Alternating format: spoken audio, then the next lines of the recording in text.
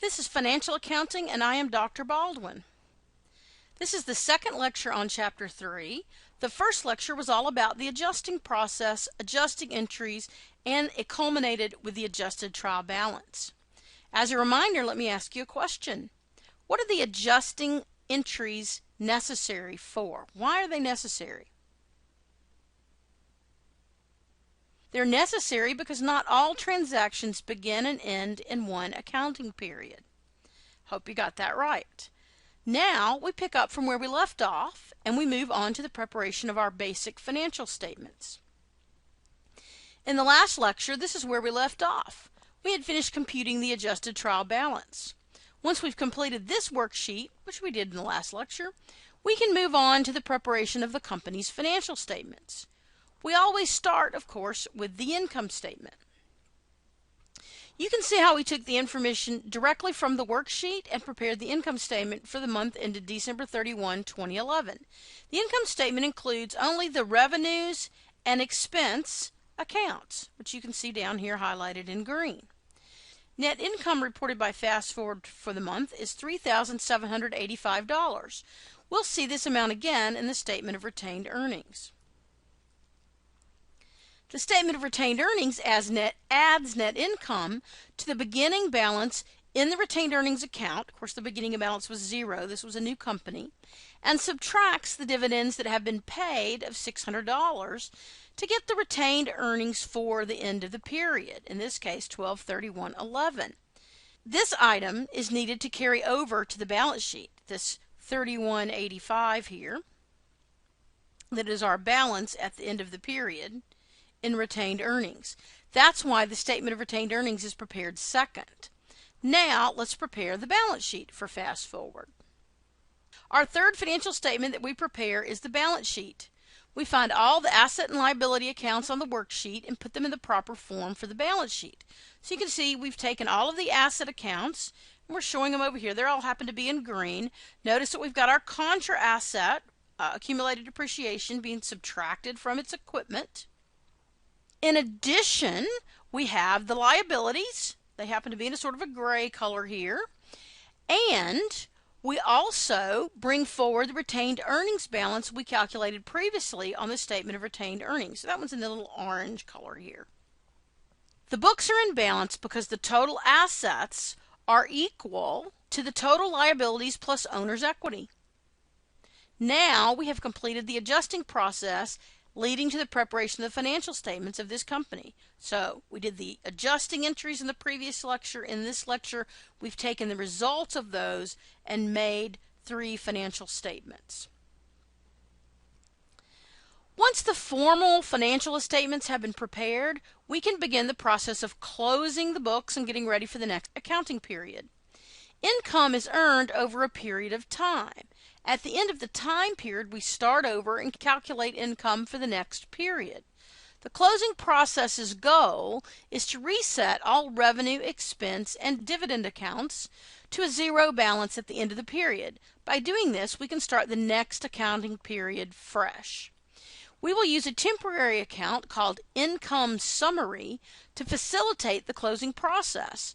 The account will never appear on any financial statement and will have a zero balance when the closing process is complete. It's just a temporary account.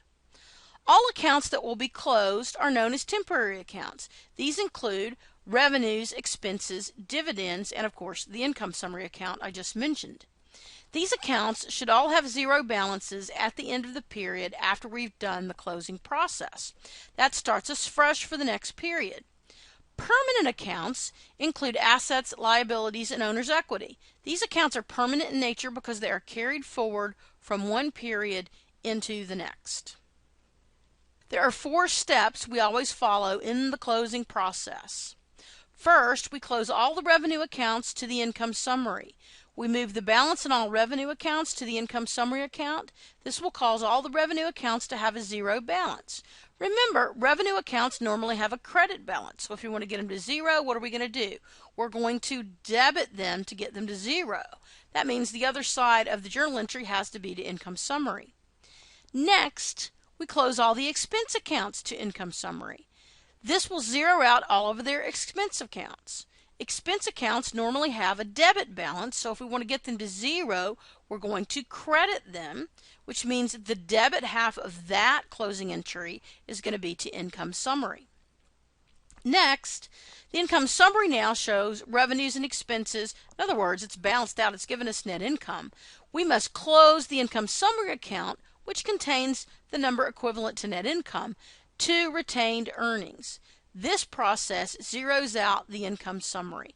So if we have net income at the end of the period, and we've already done the first two steps, we're going to close that net income into retained earnings. If we have a positive net income, that means we're going to have a credit balance in income summary. We're going to need to debit it to close it, and we're going to credit retained earnings because net income increases retained earnings. If we have a net loss, it's going to be the opposite. The final closing entry will be to close dividends directly to the retained earning accounts. This will cause the dividend accounts to have a zero balance. Remember, dividends don't have anything to do with income. They are just a direct reduction of retained earnings. So we close them directly to retained earnings.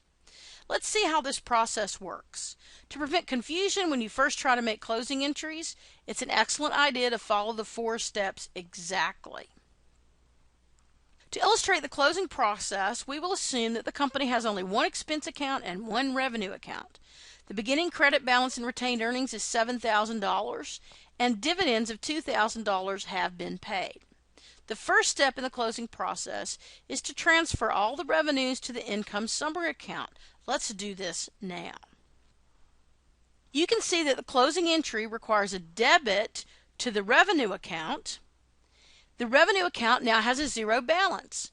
The credit portion of the entry is made to income summary. Revenues have been transferred from the revenue account to the income summary. The next step is to close all the expense accounts. Let's get started with that entry. We close the expense account with a credit to that account and a debit to the income summary. The expense account now has a zero balance and the expenses appear on the debit side of the income summary.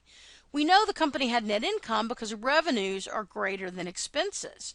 Notice that all revenue and expense accounts now have a zero balance. We have accomplished part of our goal. Net income for the period is $6,900. This balance must be transferred to the retained earnings account. We debit the income summary for $6,900 and credit retained earnings for the same amount. The balance in income summary is now zero. So we've got a zero balance in expenses, a zero balance in revenues, and a zero balance in income summary, and we're closing that into retained earnings. We're debiting income summary, we're crediting retained earnings. We close the dividends account with a credit and debit the retained earnings for $2,000. The balance in the dividends account is now zero.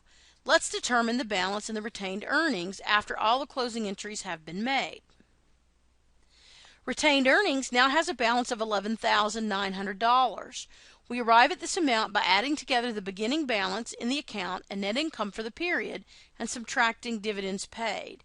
We have now finished the closing process and we're ready to start the next accounting period. We've zeroed out our expenses, our revenues, and our dividends. That makes us ready for the next period. After the closing entries have been posted, the next step is to prepare the post-closing trial balance or the after-closing trial balance. The purpose of this trial balance is to ensure that all the nominal accounts have been closed out. The nominal or temporary accounts. Remember, those are expenses, revenues, and dividends. The only accounts that should appear on this post-closing trial balance should be the permanent or real accounts. These include assets, liabilities, and equity accounts. Of course, the purpose of any trial balance is to ensure that debits equal credits. This is one more feature that ensures that the closing process has been successfully completed. This is a schematic of the entire financial accounting process. You can see that we analyze transactions, we journalize them, we learned about that in a previous chapter, we post them, and then we prepare the unadjusted trial balance. In this chapter, we learned about making the adjusting entries, that's step number 5, preparing the adjusted trial balance, preparing the financial statements, closing the books, and then preparing the post-closing trial balance. Now, there's an optional 10th step that I'm not even going to bother with. Just ignore that one for now. This is a good summary slide. You might want to put a big star, big asterisk next to it in your notes.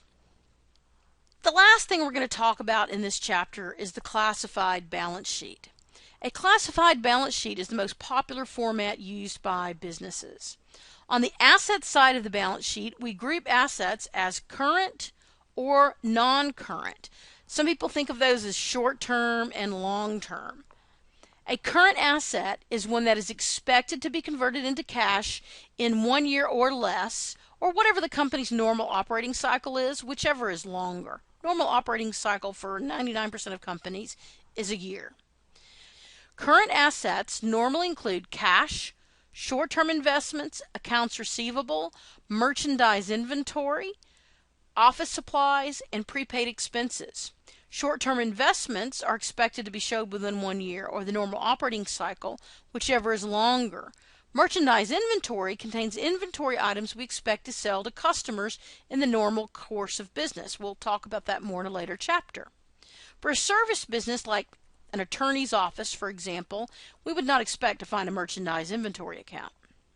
The next major section of the classified balance sheet includes long-term investments, meaning those we expect to hold for more than 1 year. Some common long-term investments include notes receivable, investments in the stocks or bonds of another company, and land that a company is holding for a future plant site.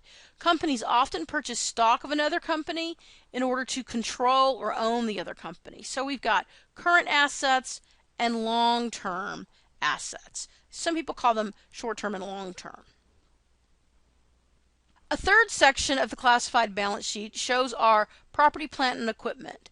This section includes productive assets of the company along with any land containing structures such as buildings. Productive assets include machinery, equipment, furniture, and fixtures, and buildings. Productive assets are normally depreciated over their useful life. We've mentioned, I believe, in the last lecture, how to do straight line depreciation. We'll talk more about depreciation later, but you've already been introduced to that. The cost of the asset is listed less any accumulated depreciation. That's called the book value. So we'll list those productive assets in our classified balance sheet at their book value. And as a reminder, we don't depreciate land. The other productive assets we depreciate, but not land. The final category of assets on the classified balance sheet includes intangible assets. Intangibles include long-term resources that lack physical form. Accounts like patents, copyrights, trademarks, and goodwill. In general, it's very difficult to properly value intangible assets. In summary, we have current assets and non-current assets, and the non-current assets are divided among long-term investments, plant assets, and intangible assets. Let's talk about the liability side. Current liabilities normally include accounts payable, wages payable, short-term notes payable, and the current portion of long-term liabilities. Other examples of current liabilities include interest payable and unearned revenues. Remember how we mentioned unearned revenues previously? If the revenue account has unearned at the beginning of it, it's really a liability because we haven't earned the revenue yet. Long-term liabilities include long-term notes payable, net of any current amounts due, and mortgages payable and bonds payable. We're going to look at accounting for long-term liabilities much later in the textbook. Let's take a look at how these accounts appear on the classified balance sheet. A classified balance sheet separates the assets into current assets and long-term assets. So we've got our long-term assets here. We happen to have just plant assets. We haven't got any intangibles, so we're not going to get too excited about that. It also separates the liabilities into current and long-term. In this particular example, we only have current. When the data are presented in a classified format, it makes the calculation of key ratios in our financial statement analysis a lot more easily. You may remember that one of our key ratios in this chapter was the current ratio. So we need to know our current assets and current liabilities to calculate that ratio. We've reached the end of this lecture video. This chapter 3 is a very important chapter, so you want to make sure you're spending plenty of time on the homework. Give yourself way more time, many more hours than you think it's going to take, and spread out each homework assignment over several days. Good luck.